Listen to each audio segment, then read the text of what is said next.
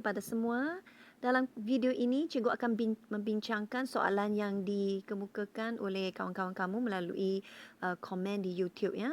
So, soalan yang pertama, Encik Zul menyimpan wang berjumlah RM30,000 di dalam kedua-dua bank A dan bank B. Kadar faedah A dengan B diberi dan jumlah faedah yang diterima untuk simpanan selama setahun ialah RM2,220. Objektif soalan ini adalah untuk mencari prinsipal di bank A dan juga prinsipal di bank B. Dengan itu, kita tahu untuk mencari faedah, kita perlu menggunakan rumusnya I sama dengan PTR. Saya lebih suka menggunakan PTR sebab dia dekat dengan PT3. Ada buku yang guna PRT, sama saja. Susunan saja yang berbeza. Nah, untuk bank A, untuk menggunakan faedah PTR itu kita kena kenal pasti apakah prinsipal di bank A. Kita tak tahu prinsipal di bank A. Kita hanya tahu jumlah prinsipal dalam kedua-dua bank A dengan B. Jadi bank A tu kita biarkan prinsipal kita X dan tempoh ialah 1 tahun, kadar ialah 8%, manakala bank B kita ada prinsipalnya kita ambil 30,000 tolak dengan X. Sebab kita tahu A dan B jumlahnya 30,000. Jadi A kita biar prinsipal X, maka B kita tolakkan X tu daripada jumlah simpanan wang Encik Zul tu. Dan tempoh tu 1 tahun juga dan kadar 5%.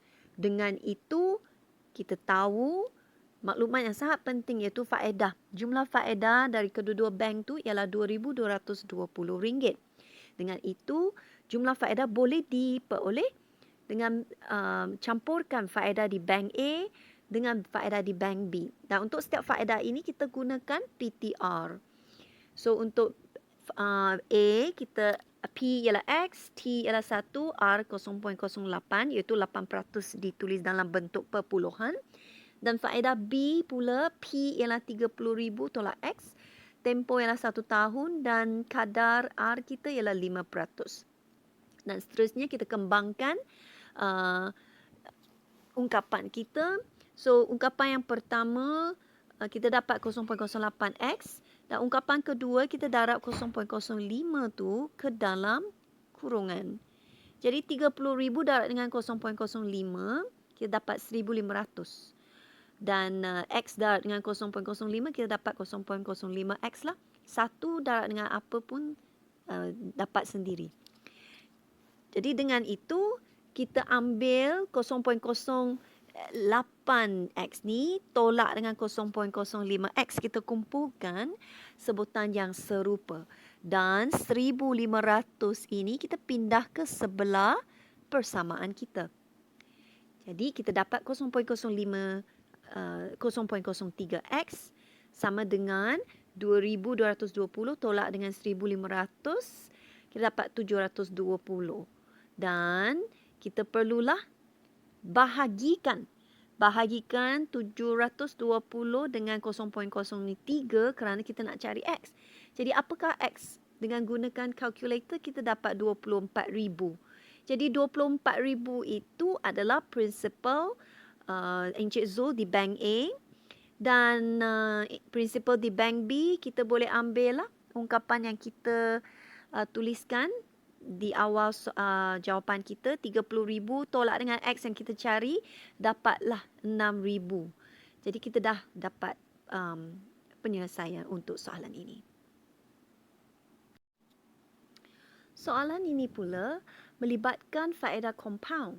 So, Ahmad menyimpan 45,000 dalam akaun simpanan tetap bagi tempoh 2 tahun. Jadi, tempoh kita, T kita ialah 2 tahun. Dan menerima faedah compound 3%. Jadi, R kita, kadar kita ialah 3%. Dan jumlah prinsipal ialah 45,000. So, kita kena cari jumlah wang simpanan termasuk faedah. Maksudnya kita nak cari nilai matang yang diterima selepas 2 tahun jika dia tidak membuat sebarang pengeluaran pada akaun simpanan itu. Kita nak cari nilai matang. Jadi untuk soalan ini kita perlu menggunakan rumus. rumus nilai matang MV, merchant value, iaitu P1 tambah dengan kadar tu bahagi dengan frekuensi pengkompaunan iaitu N ya. Lepas tu dinaik kuasa kepada NT iaitu berapa kali kita compound dalam 1 tahun darab dengan jumlah berapa tahun kita simpan dalam bank itu. Jadi rumus ini perlu dihafal. Kalau hafal rumus ini, jadi soalan ini boleh diselesaikan dengan mudahnya. Pakai rumus sahaja. Jadi P kita ialah 45,000. Okey, ikut saja rumus. Masukkan R ialah 0.03 iaitu 3% dalam bentuk perpuluhan. Dan frekuensi pengkompaunan itu berapa kali dikompaun setahun. Nampaknya dalam soalan ini faedah kompaun ialah 3% setiap tahun. Maksudnya sekali saja dalam 1 tahun. Dan N itu sekali. Berapa tahun kita simpan dalam bank ada 2 tahun. Jadi kita letak 2. Masukkan nilai ini ke dalam calculator kita. Teruslah kita dapat RM47,740.50.